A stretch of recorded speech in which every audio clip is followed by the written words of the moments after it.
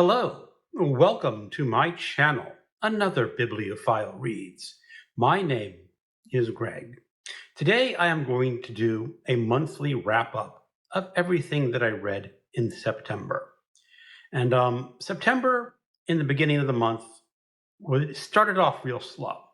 I was on a road trip to the Niagara Falls area of New York State, so I didn't get a whole lot of reading done during the first week, but I did catch up. So, what was I reading? The first book I finished was an audiobook version of this book, American Psycho. This was a buddy read with MJ at Reading This Life and some other people on her Discord channel. Now, I remember back in the 90s when this book was first scheduled to come out, I was working at Borders Books. I was in my 20s. And a lot of the women who were working at Borders were really upset about advanced reviews of this book, about the violence and the misogyny. Now, I'm not saying that it was strictly the women that I worked with, but I guess their attitude was spread out amongst the publishing community and reading community, and the original hardcover of American Psycho got canceled.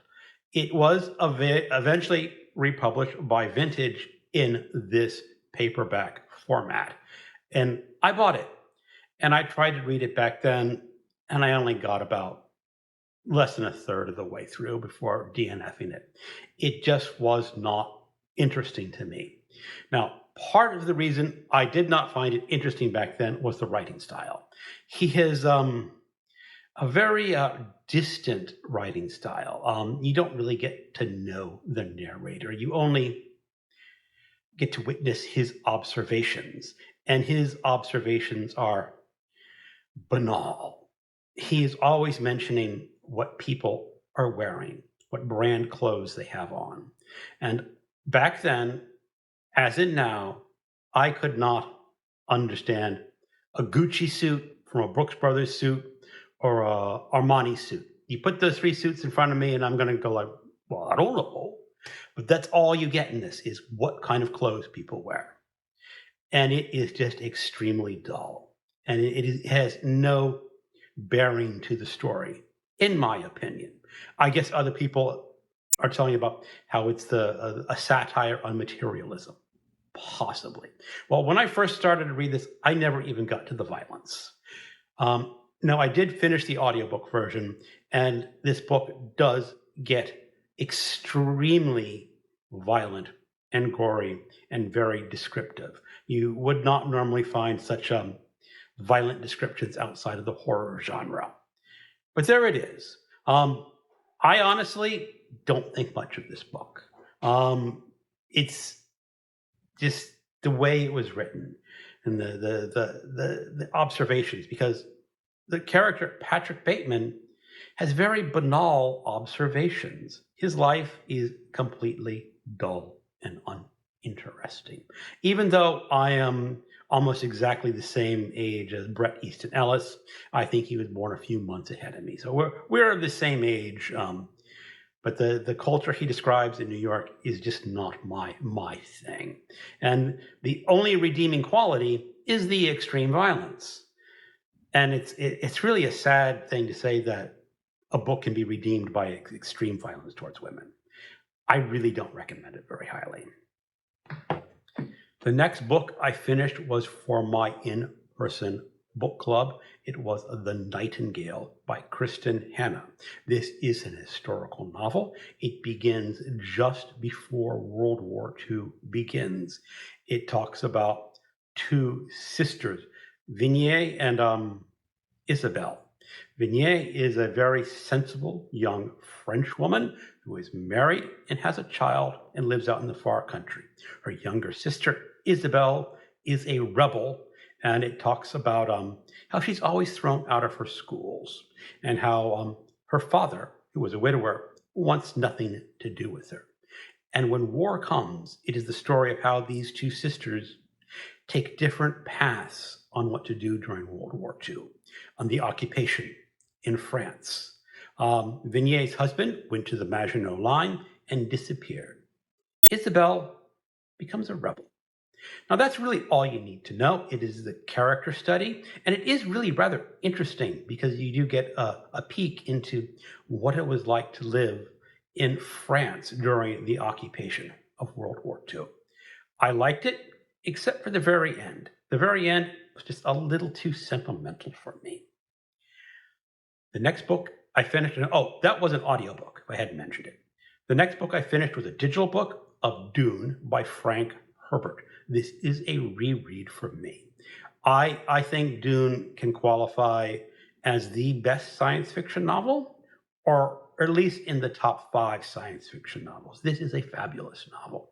It is a story of Paul and his father, who is a duke, who was sent to the planet Arrakis, which is a brutal planet. It is a desert planet, but it is critical for the production of spice, which allows for interstellar space travel when consumed by the navigators of spaceships. And it is just one of the most perfectly realized novels. The characters are interesting. The setting is interesting. And Frank Herbert just nailed everything about this book. You can totally picture this world of Dune, Arrakis, desert planet. And I highly recommend it. And I'm going to admit, I have never seen any of the movie adaptations, and I never will see any of the movie adaptations. Just read the darn book. The next book I finished was also digital, Maeve Fly by CJ Leede. This is a short horror novel. It has been called a love affair to the city of Los Angeles. Now, this novel tries to emulate American Psycho in many ways, except it is not set in New York City. It is set in Los Angeles, and the narrator is a woman, but she is just as troubled as Patrick Bateman. And one of the scenes in this book has the narrator going through her bookshelf in a fit of rage and tearing all her books off the shelf until she gets to one final book. And she says, this is the book I was looking for. And the book she was looking for was American Psycho by Bret Easton Ellis. And this narrator tries to reproduce one of the most notorious scenes from American Psycho. Now, if I had just not finished American Psycho a few weeks ago, I think I would have been a little puzzled at this scene. While the Leede does give you some description, she is not nearly as graphic as Ellis was. So I would have been a little puzzled. So it does help to have read American Psycho first. And for what it's worth, I think Maeve Fly was a better book than American Psycho. Next book I finished was also an audiobook.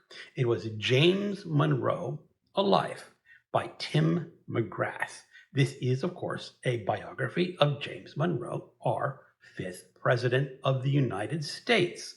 I am on a project where I am trying to read a biography of every President of the United States in chronological order. So I've gotten up to James Monroe. Is this a great biography? No, it's not really a great biography, but it was a solid biography. Is James Monroe a great man or a great president? Judging from this book, no. But he was an important president because he was sort of the last of the founding generation. The next book I finished was also digital. It was The World According to Garp by John Irving. This was a buddy read with Randy Ray, the literate Texan. We are supposed to do a buddy read interview and post it, so I'm going to sort of wait for that to get into the details. But I will say, I really enjoyed Garp. It is a reread from me. I first read it in the early 90s, but I think I enjoyed it more as an adult because I could appreciate the characters more. I was probably just a little too young back when I first read it. And it's curious because in the introduction to this, John Irving, when he's writing the book, thought it would be a book that would be immediately forgotten because he was talking about the women's movement and feminism.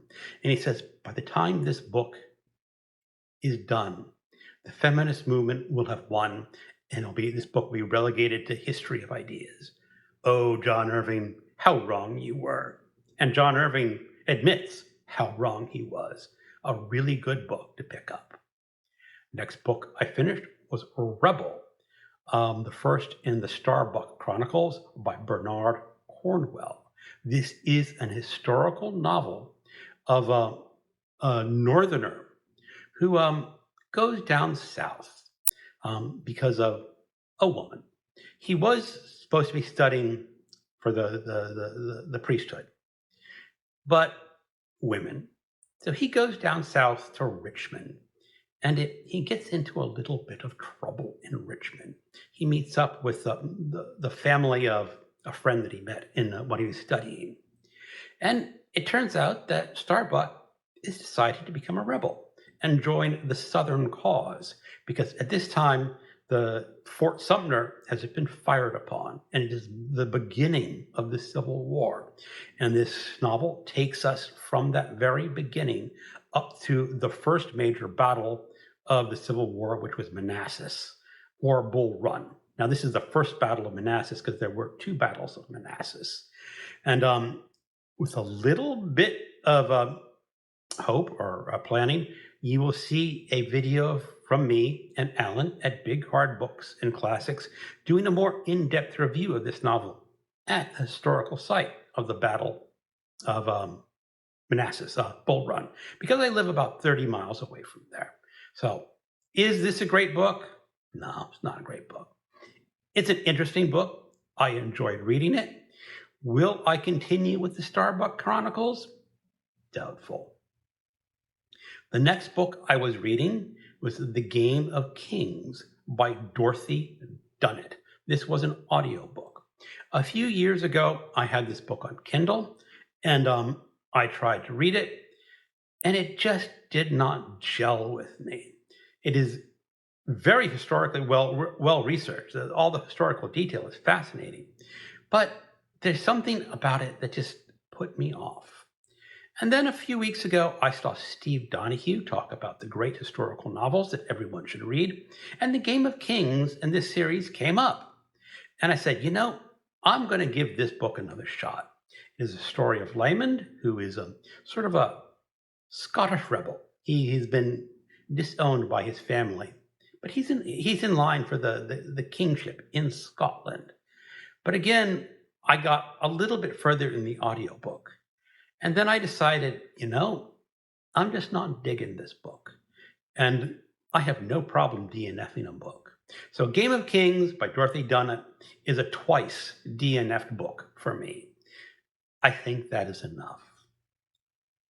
A book I read after that was another digital book. This is The Damned and the Destroyed by Kenneth Orvis. This is a crime novel. It is set shortly after the Korean War. And its narrator is a private detective, and he has been hired by a rich man to take care of his daughter. His daughter is a heroin addict, and not only does he want to make sure she's taken care of, he wants to make sure that the supply of heroin in the city, it was Montreal, is disrupted. So this is the story of the narrator, the heroin addict's sister, whose husband died in the Korean War. And they sort of got this thing going together. And that is the story. I was a little disappointed in this crime novel. It just did not capture me the way that some crime novels do, that can totally engross you in the story. I liked it well enough, but I felt distant, that I was just not jiving with it, not gelling with it. And so if you like crime novels, it's interesting because you don't normally see a crime novel set in Montreal in this time period. So that was interesting. But other than that, it was just a run-of-the-mill novel.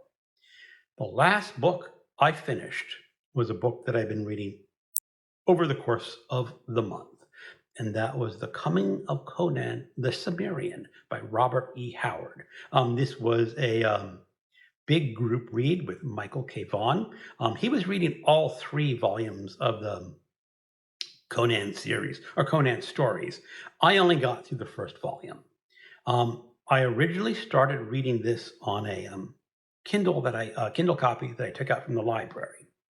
I took it out because even though I own a Kindle version of the Conan stories, the version I have has fewer stories than were actually published. Most of these stories are in public domain, but a few of them were not. And a couple of the stories in this first volume, Conan, The Coming of Conan the Cimmerian, were those not in public domain. So I got a library copy to read those, but the library copy expired before I could finish the book. So I started reading my Kindle copy. Fortunately, I had already read the books that were not in public domain, so that was fine. And then the audiobook version came in from Conan. So I finished up reading the book with the audio version. So I technically read this book over 3 different copies. And, I understand why people like Conan stories. They're a lot of fun. Conan is quite an adventurer, and he gets himself into some tight situations. And what's more funny than not is almost all of these tight situations involve a female. And what is that female wearing? Well, a lot of the times those clothes come off, even though there really is no sexual content in these stories. It is implied in some of them that Conan's doing something with his lady friends, but mostly him rescuing a naked lady from, giant apes like creatures. And they're fun. I will continue reading the Conan stories. I have all of them except for a few that are not public domain. I might pick up the second volume in the officially published one from the library or an audio, just to make sure that I get all the stories, because I think they'll be worth it. I'm getting to the point where you're going to be reading some of the much longer Conan stories. I believe the next volume has a Conan novel or novella, which is much longer than his other short stories in this volume. But they're a lot of fun and very pulpy. And you can see why Conan, the Barbarian, has still a lot of appeal to readers nowadays. And that is what I read for the month of September. Thank you for watching, and keep on reading.